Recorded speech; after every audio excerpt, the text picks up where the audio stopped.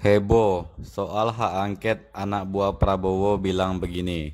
Angket itu tidak bisa memerintahkan, misalnya ya. memerintahkan pemilu ulang, pemilu susulan, pemilu AO enggak ya, bisa. Betul. Enggak bisa. Itu hanya bisa dilakukan oleh Bawaslu dan atau dilakukan oleh Mahkamah Konstitusi. Tidak di luar itu, apapun dokumentasinya. Tata negara lah ya.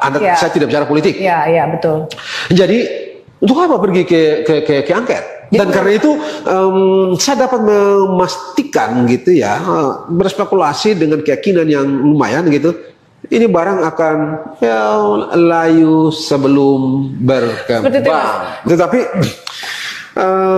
saya tidak melihat kerangka kerja diangkat itu memungkinkan Anda menemukan sesuatu persis seperti atau mirip dengan apa yang Anda bilang itu tadi. Why? Kalau Anda bilang tersistem, katakanlah begitu. Anda mesti periksa semua orang yang Anda duga bekerja dalam kerangka kemauan presiden. Artinya, tapi begini ya, jangan-jangan ini spekulasi gitu. Karena kalau angket itu Anda mesti berakhir dan satu kesimpulan dalam kerangka ini, saya rasa mereka akan bilang presiden melakukan ini. Nah, katakanlah itu salah begitu ya. Lalu mereka bulatin itu, kerangkakan itu secara konklusif dalam kerangka tata negara sebagai presiden melakukan perbuatan tercela. Lalu atas dasar perbuatan itu mereka akan memakzulkan. Yes. Tujuannya ke sana. Ya, kira-kira gitu. Kan Anda tidak bisa bikin lain. Kan kalau sudah kesimpulan, lalu katakanlah ya, terjadi nih, presiden begini, begana. Apa yang artinya ini tercela? Tercela itu sudah menyatakan pendapat Anda tuduh presiden tercela.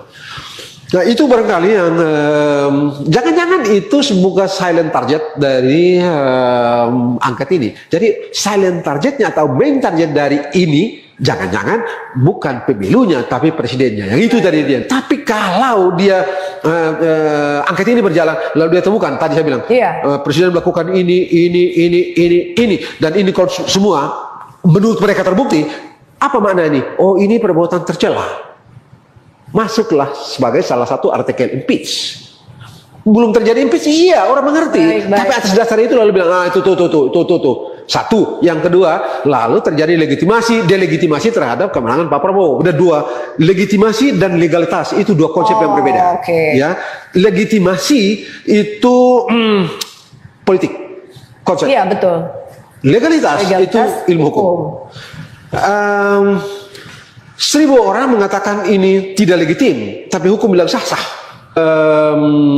Tanggal 20 Oktober nanti, 20 Oktober, tanggal 20 Maret nanti kan KPU akan menetapkan secara resmi gitu ya, hasil rekapitulasi dan diumumkan secara resmi siapa menang siapa kalah, gitu ya. Atas dasar itu akan mereka pergi ke Mahkamah Konstitusi. Ya, ada waktu 3 hari, melakukan gugatan, permohonan. Ya, permohonan, gugatan, bla putus.